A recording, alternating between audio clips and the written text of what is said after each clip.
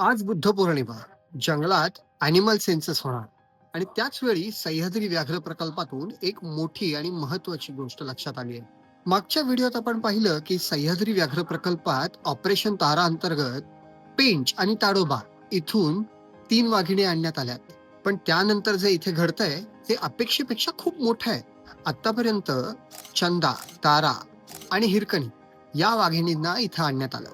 यापैकी हिरकणीला जंगलात थेट सोडण्यात आलं, कारण कोयना आणि पेंच मधील तिचं हॅबिटॅट एकसारखंच आहे. सोडल्यानंतर लागलीच शिकार करून तिनं स्वतःला सिद्ध सुद्धा केलं. पण खरी गोष्ट तर इथंच सुरू होते.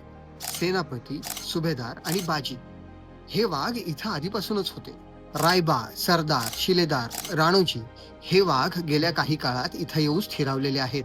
त्यामुळे सह्याद्री व्याघ्र प्रकल्पातील वाघांची संख्या आता 10वर जाऊन पोहोचली. ही केवळ नावं नाहीत, या प्रत्येक नावामागे एक कथा आहे.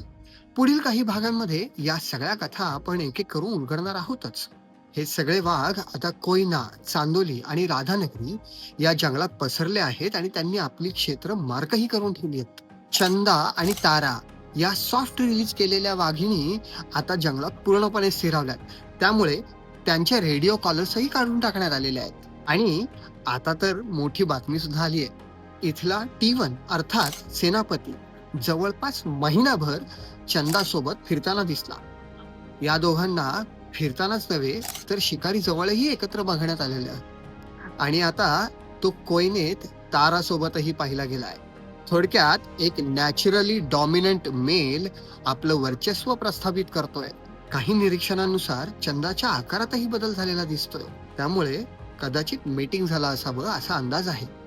थोडक्यात काय तर वाघांची पुढची पिढी सह्याद्रीत जन्माला येण्याची तयारी झालेली असावी.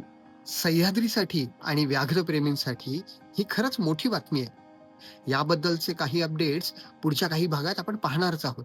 अशाच माहितीपूर्ण व्हिडिओसाठी आणि आमच्या सोबत भटकंतीसाठी प्रवास वेळेला नक्की फॉलो करा.